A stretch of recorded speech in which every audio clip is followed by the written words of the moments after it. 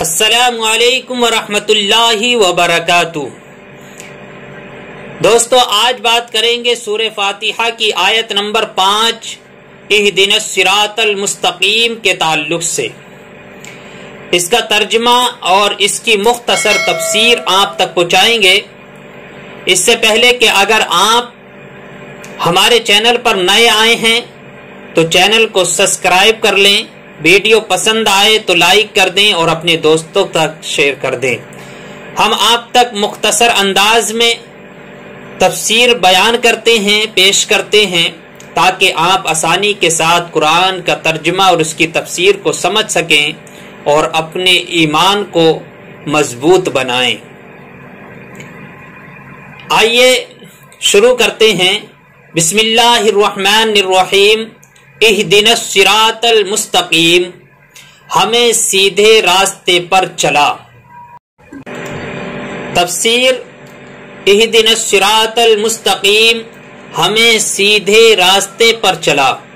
اللہ تعالی کی ذات و صفات کی معرفت کے بعد اس کی عبادت اور حقیقی مددگار ہونے کا ذکر کیا گیا، اور اب یہاں سے ایک دعا سکھائی جا رہی ہے کہ بندہ یوں عرض کرے: اے اللہ، تو نے اپنی توفیق سے ہمیں سیدھا راستہ دکھا دیا، اب ہمارے اس راستے کی طرف ہدایت میں اضافہ فرما اور ہمیں اس پر ثابت قدم رکھ۔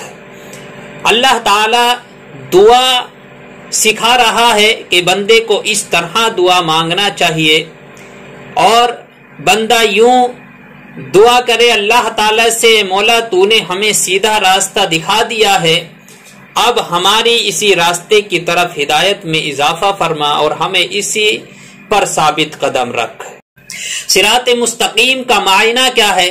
صراط مستقیم سے مراد عقائد کا سیدھا راستہ ہے، جس پر تمام انبیاء اکرام علیہ الصلاۃ والسلام چلے، یا اس سے مراد اسلام کا سیدھا راستہ ہے جس پر صحابہ اکرام رضی اللہ تعالی عنہم، بزرگان دین اور اولیاء اعظام رحمت اللہ تعالی علیہم چلے، جیسا کہ اگلی آیت میں موجود بھی ہے، یعنی آنے والی آیت میں اس کے بارے میں موجود ہے۔ اور یہ راستہ اہل سنت کا ہے کہ آج تک اولیاء اکرام رحمت اللہ تعالی علیہم صرف اسی مسلک اہل سنت میں گزرے ہیں، اور اللہ تعالیٰ نے انہی کے راستے پر چلنے اور انہی کے ساتھ ہونے کا فرمایا ہے۔ فرمانے باری تعالیٰ ہے: یا ایھا الذین آمنوا اتقوا اللہ وکونوا مع الصادقین، اے ایمان والو، اللہ سے ڈرو اور سچوں کے ساتھ ہو جاؤ۔ حضرت انس رضی اللہ تعالی عنہ سے روایت ہے، سید المرسلین صلی اللہ علیہ وسلم نے ارشاد فرمایا: بے شک میری امت کبھی گمراہی پر جمع نہیں ہوگی، اور جب تم لوگوں میں اختلاف دیکھو تو تم پر لازم ہے کہ سواد اعظم یعنی مسلمانوں کے بڑے گروہ کے ساتھ ہو جاؤ۔ حضرت عبداللہ بن عمر رضی اللہ تعالی عنہما سے روایت ہے، نبی اکرم صلی اللہ علیہ وسلم نے ارشاد فرمایا: بنی اسرائیل 72 فرقوں میں تقسیم ہو گئے تھے، اور میری امت 73 فرقوں میں تقسیم ہو جائے گی، ان میں سے ایک کے علاوہ سب جہنم میں جائیں گے۔ صحابہ اکرام رضی اللہ تعالی عنہم نے عرض کی: یا رسول اللہ صلی اللہ تعالی علیہ وسلم، نجات پانے والا فرقہ کون سا ہے؟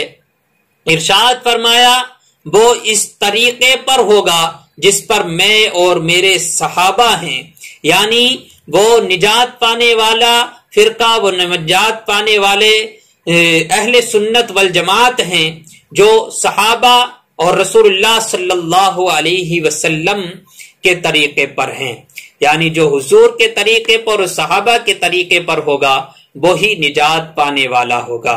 ہدایت حاصل کرنے کے کچھ ذریعے ہیں۔ یاد رہے کہ اللہ تعالیٰ نے ہدایت حاصل کرنے کے بہت سے ذرائع پیدا فرمائے ہیں، ان میں سے چند یہ ہیں۔ نمبر 1، انسان کی ظاہری اور باطنی صلاحیتیں، جنہیں استعمال کر کر وہ ہدایت حاصل کر سکتا ہے۔ نمبر 2، آسمان و زمین میں اللہ تعالیٰ کی قدرت اور وحدانیت پر دلالت کرنے والی نشانیاں، جن میں غور و فکر کر کر انسان ہدایت پا سکتا ہے۔ نمبر 3، اللہ تعالیٰ کی نازل کردہ کتابیں، ان میں سے توریت، انجیل، زبور اور قرآن پاک نازل ہونے سے پہلے لوگوں کے لیے یہ کتابیں ہدایت کا باعث تھیں، اور اب صرف قرآن مجید لوگوں کے لیے ہدایت حاصل کرنے کا ذریعہ ہے۔ چوتھا، اللہ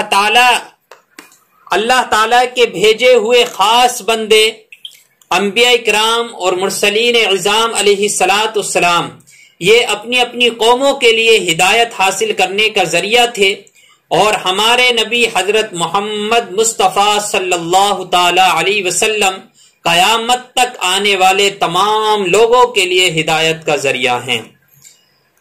آیت اہدنا الصراط المستقیم سے معلوم ہونے والے کچھ احکام ہیں۔ اس آیت سے 3 باتیں ہمیں معلوم ہوتی ہیں۔ نمبر 1، ہر مسلمان کو اللہ تعالی سے سیدھے راستے پر ثابت قدمی کی یا ثابت قدم رہنے کی دعا مانگنی چاہیے، کیونکہ سیدھا راستہ منزل مقصود تک پہنچا دیتا ہے اور ٹیڑھا راستہ منزل مقصود تک نہیں پہنچاتا۔ اللہ تعالیٰ ارشاد فرماتا ہے کہ عقل والے اس طرح دعا مانگتے ہیں، ربنا لا تزغ قلوبنا بعد اذ ہدیتنا وہب لنا من لدنک رحمہ انک انت الوہاب۔ اے ہمارے رب، تو نے ہمیں ہدایت عطا فرمائی ہے، اس کے بعد ہمارے دلوں کو ٹیڑھا نہ کر اور ہمیں اپنے پاس سے رحمت عطا فرما، بے شک تو بڑا عطا فرمانے والا ہے۔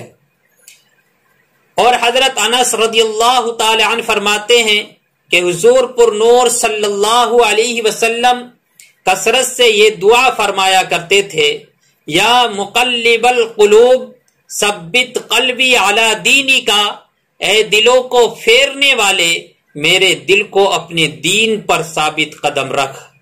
تو میں نے عرض کی، یا رسول اللہ صلی اللہ علیہ وسلم، ہم آپ پر اور جو کچھ آپ لائے ہیں اس پر ایمان رکھتے ہیں، تو کیا آپ کو ہمارے بارے میں کوئی خوف ہے؟ حضور اقدس صلی اللہ تعالی علیہ وسلم نے ارشاد فرمایا، ہاں بے شک دل اللہ تعالی کی شان کے لائق اس کی انگلیوں میں سے 2 انگلیوں کے درمیان ہیں، وہ جسے چاہتا ہے انہیں پھیر دیتا ہے۔ یعنی یہ دل جو ہے وہ اللہ تبارک و تعالی کی شان کے لائق اس کی انگلیوں میں سے 2 انگلیوں کے درمیان ہیں، وہ جدھر چاہے اسے ادھر پھیر دیتا ہے۔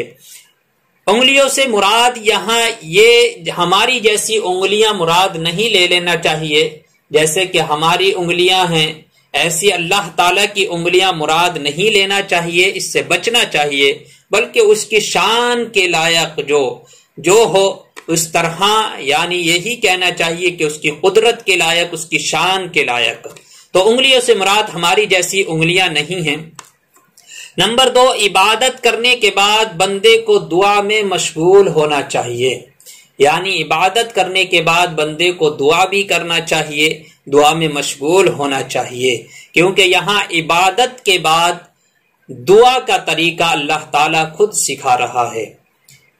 اور نمبر 3، صرف اپنے لیے دعا نہیں مانگنی چاہیے بلکہ سب مسلمانوں کے لیے دعا مانگنی چاہیے، کہ اس طرح دعا زیادہ قبول ہوتی ہے۔